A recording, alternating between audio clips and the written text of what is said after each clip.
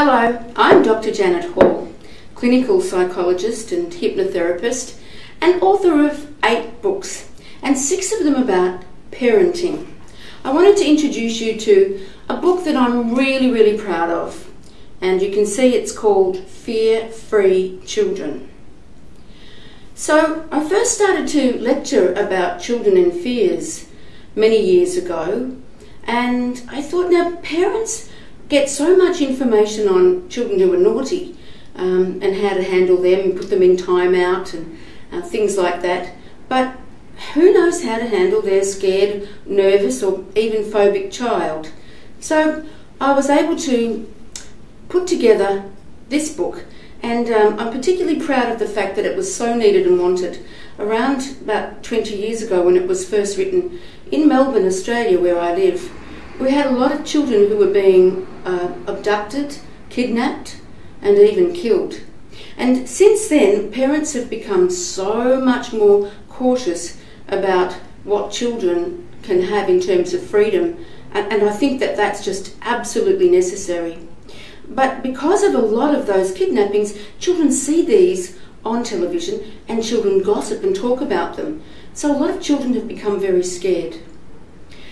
There's also a description of how ordinary, everyday fears originate, and it's part of our programming as human beings, naturally, to be scared of things that should be scary. Things like, big dogs and biting insects and storms and lightning.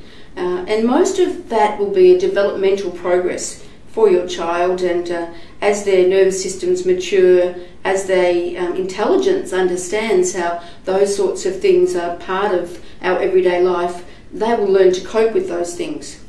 But what about the child who has irrational fears?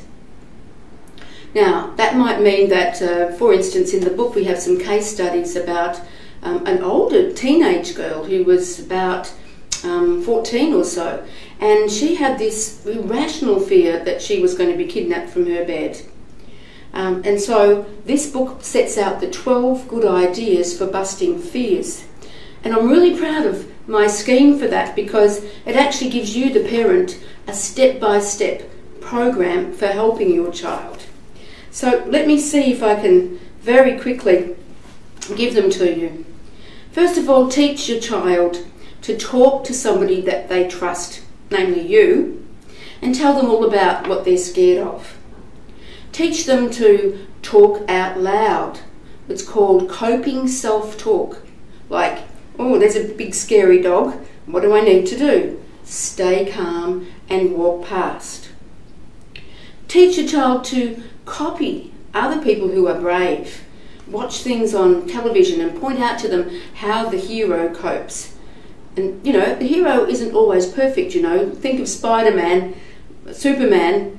There are times when they're not super and they have to learn to cope. Make sure that your child's space is always comfortable around them. Comfortable in terms of secure. I mean, if you live in a certain kind of a city, you're bound to have bars on the windows. And go ahead and do that, because then that makes children feel safe. Teach children about the truth, and the truth is that you can't trust your next door neighbour. The policeman isn't always your best friend, though he is certainly somebody that you can go to straight away, and that in general people are kind and will help. Teach children what to expect and how to do things if there is danger.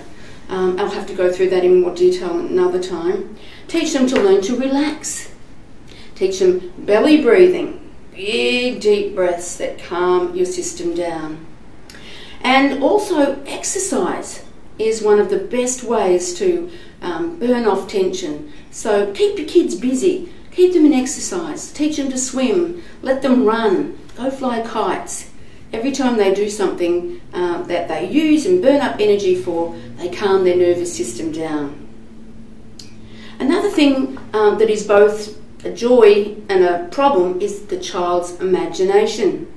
So a child could imagine that there's a bogeyman under their bed that's going to get them, but then that they can turn that around and they can use that same imagination to imagine that the bogeyman is something that's going to shrink down to nothing, and that they're going to put nappies on him and send him home to his own mum. Now, also reading lots of stories as well as going through movies that show people being brave and coping. So many picture books, ordinary little stories for children teach so much. And of course, you, the parent, have to model to the child so that you are a coping, brave person who talks out loud and who's able to self-soothe. And after all, you're the one that your children will learn most from. So be brave, be strong, overcome your fears, and teach your child the same. Thank you.